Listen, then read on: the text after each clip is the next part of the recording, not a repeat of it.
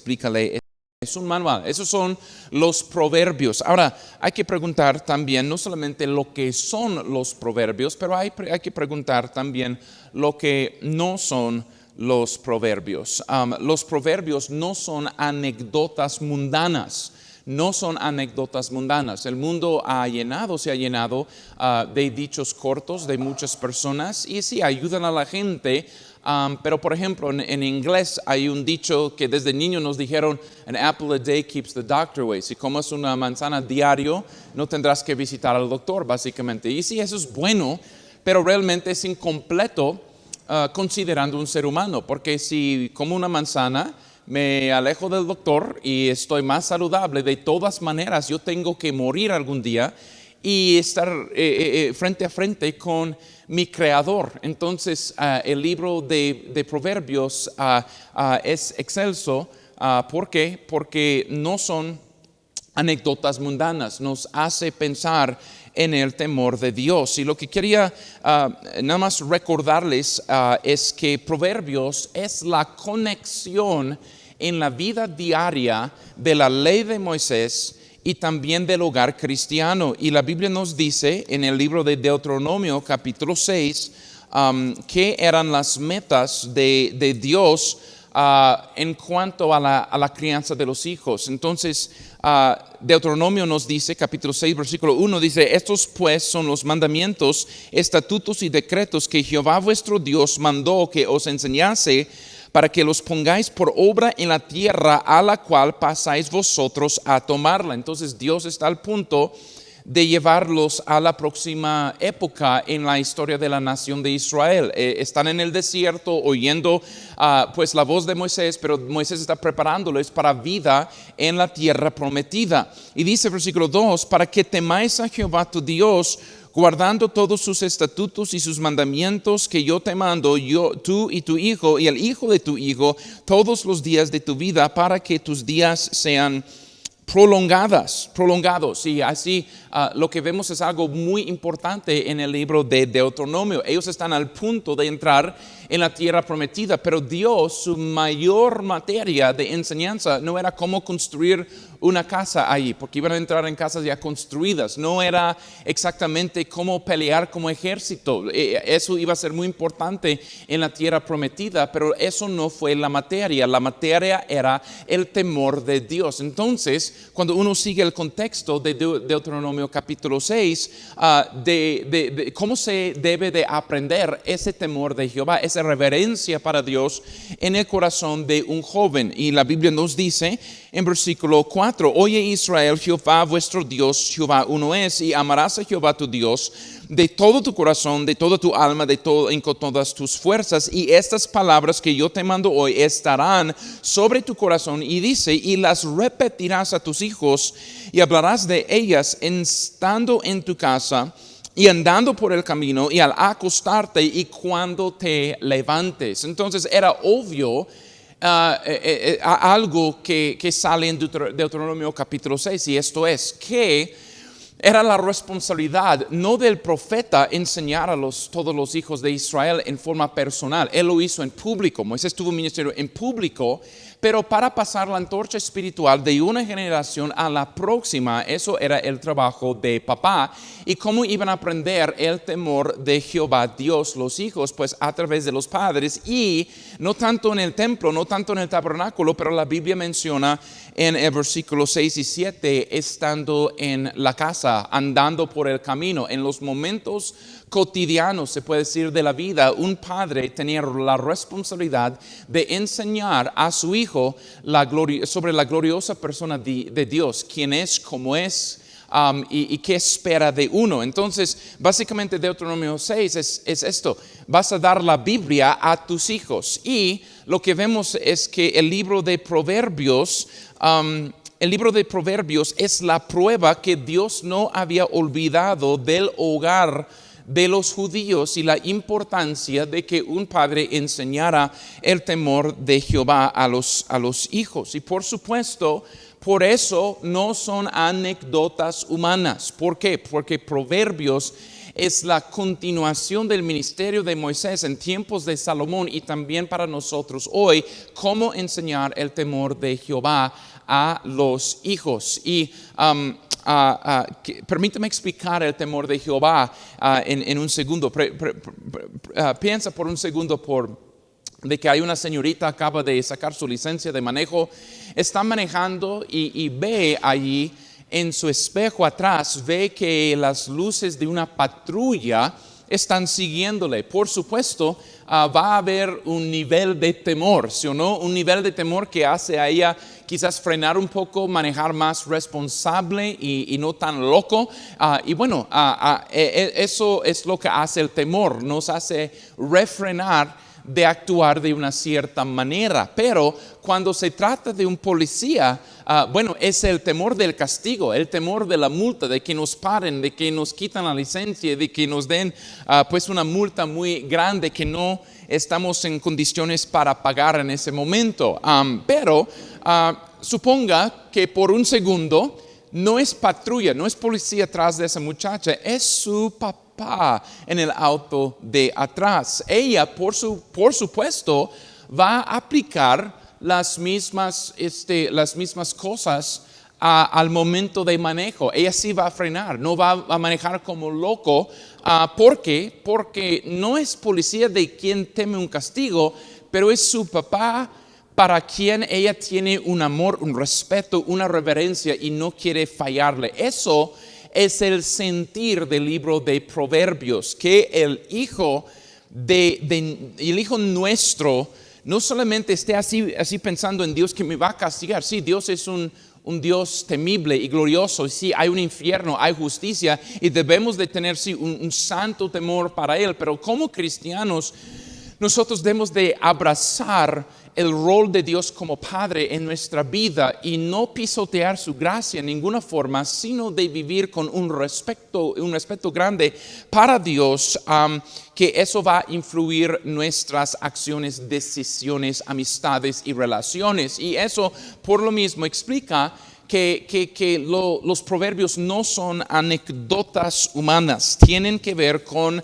el temor de Jehová. Ahora, otra cosa que es vital entender sobre los proverbios es que los proverbios no son profecías. Cuando Dios habla proféticamente es una cierta cosa. Ahora, hay sí una relación entre la ley y los profetas. Cuando lees la Biblia ves ley y profetas, ley y profetas, ley y profetas, mucho juntos. ¿Por qué? Moisés dio la ley y los profetas luego llegaron a la escena de Israel años después para llamar la atención a Israel por las formas que ellos no guardaron esa ley. Entonces la ley y los profetas van en conjunto. ¿Y qué hacían los profetas? Ellos predicaron contra el pecado de Israel, pero también los profetas anunciaban un glorioso futuro para Israel con el Mesías, el Señor Jesucristo, cuando iba a reinar y cuando iba a venir y dar su vida en Isaías 53, cuando iba a nacer, Isaías capítulo 7, cuando Él iba a derramar de su espíritu, Joel capítulo 2, y cuando Él vendría para reinar físicamente sobre la tierra, Amos capítulo 9. Entonces esos profetas predicaron en contra del pecado de Israel, pero ellos anunciaron verdades proféticas para revelar cuando Dios promete algo. Por supuesto es muy fijo y puedes anclar tu fe y vivir tu vida en acuerdo o con una reverencia de lo que Dios dijo en la profecía. Y por ejemplo, en Isaías capítulo 46 la Biblia nos menciona que las profecías de Dios revelan que Él es el Dios verdadero. Capítulo 46, versículo 9, la Biblia dice: acordaos de las cosas pasadas desde los tiempos antiguos, porque yo soy Dios y no hay otro Dios y nada hay semejante a mí. Isaías está predicando a la gente israelita que habían adoptado el paganismo y les predica para enseñarles la superioridad de Dios. Y en esto Dios es superior porque Él es Dios que puede anunciar desde ahora lo que va a pasar en el futuro. Y versículo 10 de Isaías 46 nos dice esto, que anunció lo por venir desde el principio y desde la antigüedad, lo que aún no era hecho, y que digo, mi consejo permanecerá y haré todo lo que yo quiero. Entonces, en los profetas, cuando Dios anuncia un futuro castigo y cautiverio va a pasar. Cuando Él anuncia también que Él va a deshacer Babilonia, por eso no existe Babilonia, porque Dios lo prometió y lo llevó a cabo. Cuando en los profetas Dios promete el nacimiento, el ministerio, la muerte y la resurrección del Mesías, del Hijo de Dios, para nosotros pasado, pero para los profetas era un futuro, puede anclar su fe en que esto sin lugar a dudas 100% iba a pasar. Pero es muy vital entender lo que son los libros bíblicos, y es importante saber el contexto de cada libro bíblico, porque si no, entonces fácilmente podemos torcer las escrituras y sí sacar fuera del contexto una escritura. Y lo que aprendemos, hermanos, del libro de Proverbios es que Proverbios no son anécdotas mundanas, pero tampoco son profecías. Y quiero sí enseñarle, hermanos, sobre la importancia de tu interpretación bíblica. Es crucial, mi hermano, que sepamos interpretar la Biblia en su contexto. Si estoy leyendo Isaías, ¿con qué clase de mente debe de tener? Que estoy leyendo Génesis, que estoy leyendo Apocalipsis, que estoy leyendo Proverbios, ¿okay? ¿Cuál es el panorama, el propósito de ese libro para no sacar fuera de contexto los versículos? Entonces, lo que sí veo acá es, por ejemplo, los testigos de Jehová, ellos llegan a la Biblia con un prejuicio de que va a haber 144,000 personas en el cielo solamente, y lo resto de los cristianos solamente se van a quedar en la tierra y en la tierra para siempre. Entonces, eso no concuerda con profecías en la Biblia, pero sí ellos pueden justificar ese crecimiento por este versículo que ellos encuentran y lo tuercen fuera de contexto, y que dice Eclesiastés capítulo 1 versículo 4, dice: generación va y generación viene, mas la tierra permanece, la tierra siempre permanece. ¿Y qué hace un testigo de Jehová? Él viene al libro de Eclesiastés, ve ese versículo, lo saca y enseña. Por eso nunca va a destrozar la tierra, porque en su mente, repito, piensa que 144,000 están en el cielo, los restos de nosotros vamos a quedar aquí y la tierra va a permanecer para siempre. Y usan Eclesiastés capítulo 1 versículo 4. Pero yo tengo que preguntarme, ¿esta verdad choca con profecías en la Biblia? Claro que sí. ¿Y con cuáles? Mira lo que dice 2 de Pedro capítulo 3 versículo 10. Dice la Biblia: pero el día del Señor vendrá como ladrón en la noche, en lo cual los cielos pasarán con grande estruendo, y los elementos ardiendo serán ¿qué? Deshechos, y la tierra y las obras que en ella hay serán quemadas. Y lo que es muy importante entender, porque yo he tenido estas conversaciones con los testigos de Jehová. Los mismos testigos de Jehová dicen que esto es como una alegoría, que realmente no es cierto. Pues entonces hay un problema ahí. Ellos están quitando el peso de las profecías y poniendo ese peso sobre Eclesiastés. El libro de Eclesiastés no es una profecía. El libro de Eclesiastés es Salomón explicando la vanidad y la depresión por vivir una vida apartado de Dios, para mujeres, para dinero, para sí mismo, para riquezas, para fama, para gloria, para sabiduría. Y básicamente por eso podemos leer que en medio del libro él dice: generación va, generación viene, mas la tierra permanece para siempre. ¿Qué está diciendo con eso Salomón?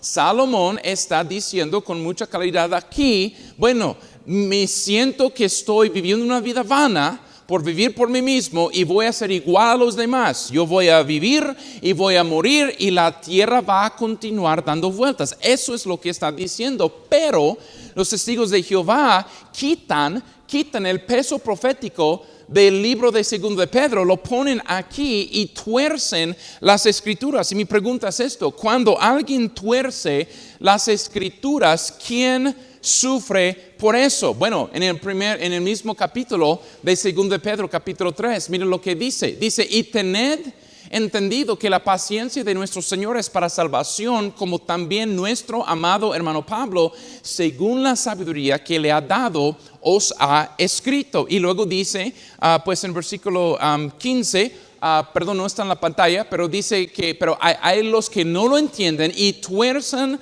las Escrituras para su propia destrucción. Mi pregunta es, ¿quién, o para su propia perdición? Bueno, exactamente.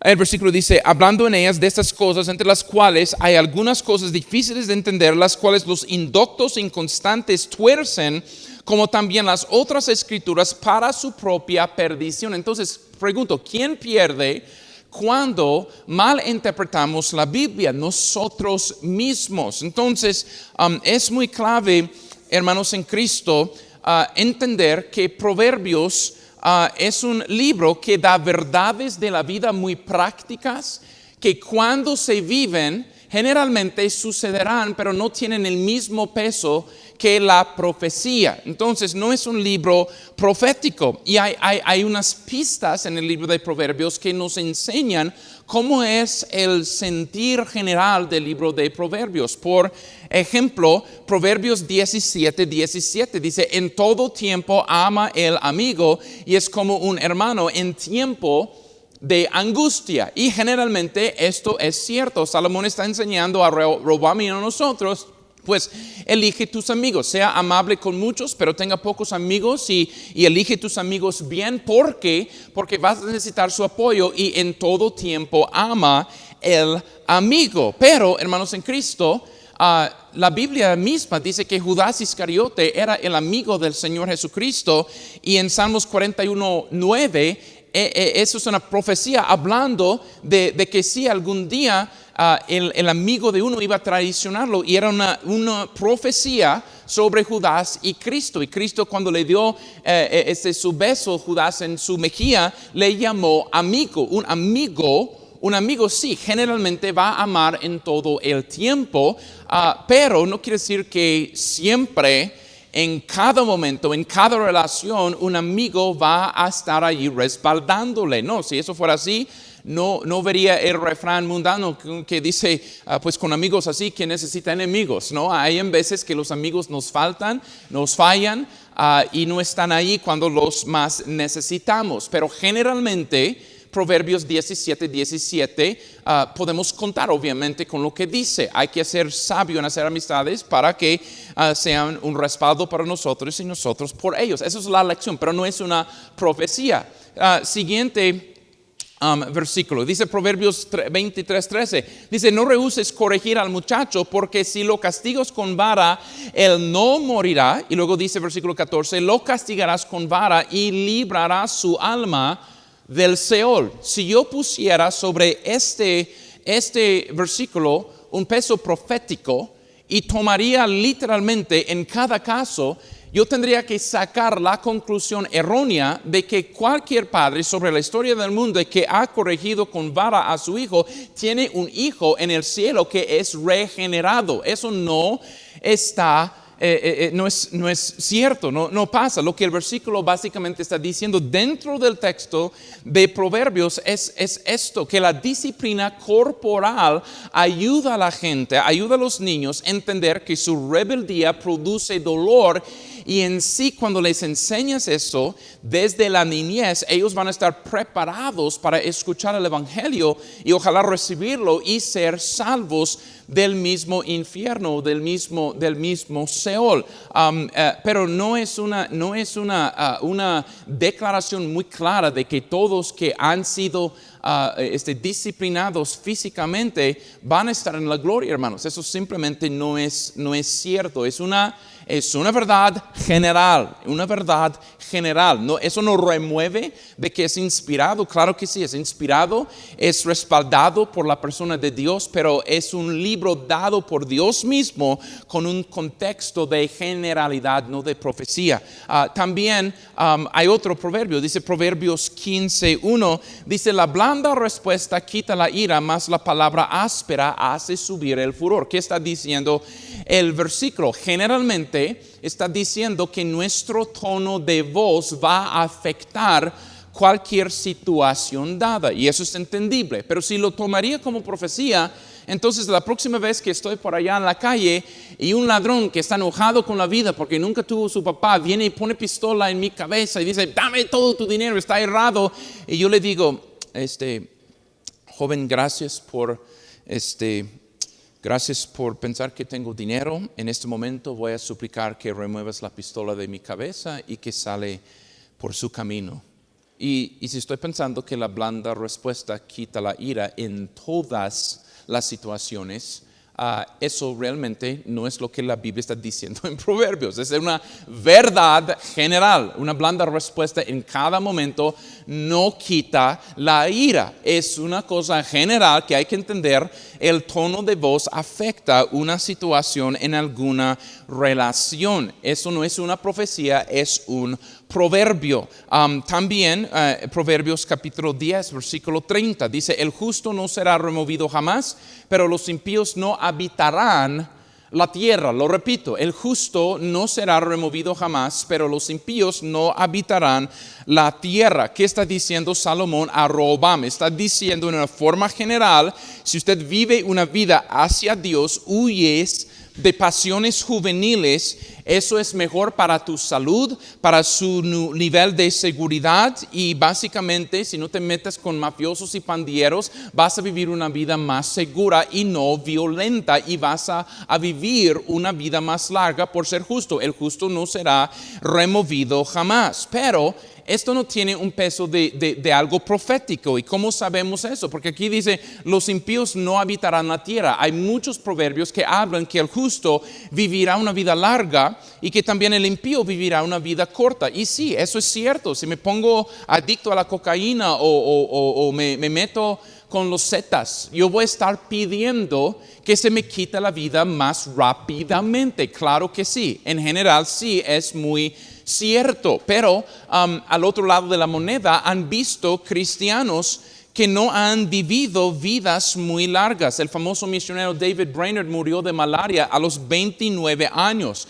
El famoso predicador Robert Murray McCheyne murió a los 29 años igualmente. El famoso misionero a Egipto, William Borden, que dejó una fortuna americana atrás para ser misionero a África, él murió a los 25 años. Y gente como Fidel Castro vivieron vidas más largas. Lo que está diciendo Proverbios 10:30 es una verdad general de cuando lo aplico a la vida, puedo sí esperar que voy a vivir una vida larga, pero no toma en cuenta mártires y personas que han sufrido para el Señor y que el Señor permite en veces enfermedades para probar a la gente. Y hermanos, entendemos esto. Proverbios entonces no es un libro profético, tampoco es una anécdota humana. Tiene el peso y el poder de la inspiración de Dios, pero sí también es un libro que habla de cosas generales. Entonces tenemos que aprender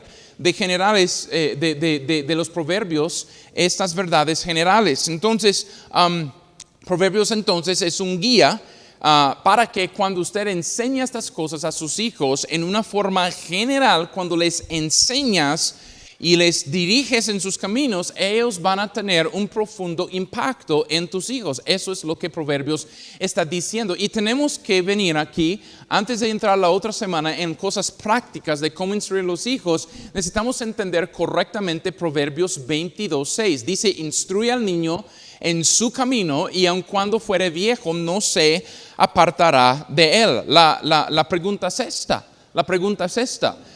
¿Este versículo es cierto? Claro que sí, está en la Biblia. ¿Puedo confiar en cada palabra de este libro? Claro que sí.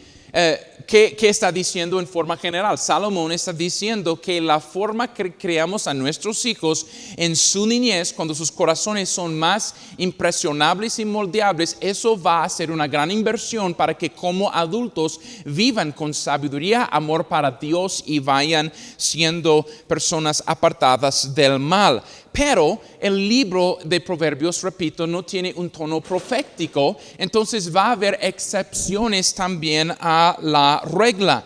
Y lo que quiero decir es esto, hay muchos cristianos, incluso hasta siervos de Dios, de tiempo completo, y hemos oído las historias de sus hijos que han salido al mundo, han sido drogadictos, han sido borrachos, han renegado la fe, han negado la fe, y realmente eran hijos de cristianos, pero nunca eran hijos de Dios. Entonces, este versículo no está prometiendo una regeneración para tu hijo, una salvación para tu hijo. Gracias a Dios hay otras promesas en la palabra de Dios que prometen que Juan 3:16, Juan 5:24, de cierto os digo, el que creyere en mí tendrá vida eterna. Dice, no pasará a condenación, mas ha pasado de muerte a vida. Hay sí, gracias a Dios, promesas sobre la salvación, pero este versículo aquí ha sido muy mal interpretado a través de muchas generaciones. Y los padres, ¿qué es el resultado?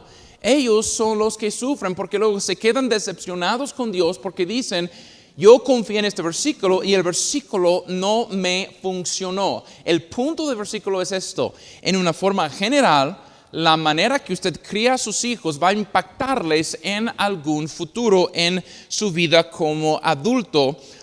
Y tenemos que tomarlo así.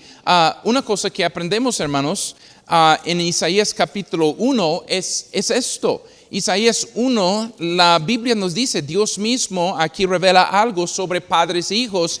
Y Él dice, oíd cielos y escucha tu tierra, porque habla Jehová, crié hijos y los engrandecí y ellos se rebelaron contra de mí. Mi pregunta es, ¿quién es el único perfecto padre de este universo? Es Jehová Dios, y aún Dios, siendo un perfecto padre, tiene hijos rebeldes. Entonces yo no puedo mirar este versículo y decir, yo llevé a mis hijos a la iglesia, hice todo, les leí la Biblia y Dios no guardó su promesa. Permíteme decir, usted no es un padre perfecto. Usted ha fallado. Usted en ciertos momentos ha perdido tu temperamento. Usted en ciertos momentos no hizo las preguntas por qué y pegó a su hijo sin saber de la situación. Él guardó un rencor por lo mismo, y esas cosas se quedan registradas en veces cuando son adultos. Usted y yo no somos padres perfectos, porque si fuéramos perfectos, entonces la muerte, la crucifixión, sepultura y resurrección del Señor Jesucristo no sería necesario a nuestro favor. Somos humanos, somos pecadores, y nadie aquí puede o podrá criar a sus hijos en una forma perfecta. Y si Dios mismo, quien dice en Isaías 1:2, es el Padre perfecto, tiene hijos rebeldes, ¿cuánto más somos igualmente de capaces? De hecho, hermanos, he sentado con buenos cristianos mejores que uno, hermanos. He sentado, hermanos, y visto la rebeldía en sus hijos, y hasta se me viene a la mente una muchacha bastante terca y rebelde y mundana, y su papá era uno de los hombres más piadosos que he conocido en toda mi vida. Ahora pregunto, ¿Dios no guardó su promesa aquí de Proverbios 26? No, en ninguna manera. En ninguna manera. Dice, instruye al niño en su camino, y cuando fuere aún viejo no se apartará de él. Lo que yo entiendo, hermanos, es que Salomón, el mismo autor de este versículo, es prueba que no es una profecía, porque él fue instruido por David, y en su vida como adulto él era un rebelde en contra de Dios, que permitió desviar sus mujeres, su corazón, y entrar en paganismo, según Primera de Reyes 11. Entonces lo que yo veo de este versículo en su contexto, hermanos, es sobre la crianza de los hijos, es esto. Número uno, debemos como padres respetar la individualidad de nuestros hijos. Dice, instruye al niño en su camino. Los hijos tienen diferentes talentos, diferentes personalidades y hasta diferentes intereses. Aún en el parto donde nació Esaú y Jacob, se prueba que hasta los gemelos a veces tienen diferentes intereses, personalidades y talentos. El trabajo del papá no es tratar que todos sean iguales en sus futuros trabajos y en sus intereses. El punto es que como padres debemos de instruirlos en su camino para no crear amargura diciendo que todos aquí en esta familia tienen que ser deportistas, todos tenemos que ser ingenieros, todos tenemos que ser cocineros. No, debemos de instruirlos en su camino, y cuando les dirigimos en los buenos caminos de Dios, Él les va a prosperar en su vida como adulto. Otra cosa que yo veo en este versículo, cuando aplicamos correctamente Proverbios 22:6, es esto. Cuando inviertes la palabra de Dios en sus hijos, será algo que ellos en su vida como adulto no podrán escaparse, y puedes vivir con la gloriosa esperanza que Dios va a tocar tarde o temprano el corazón de sus hijos. Yo conozco un hombre que sus padres le dieron la Biblia en su juventud.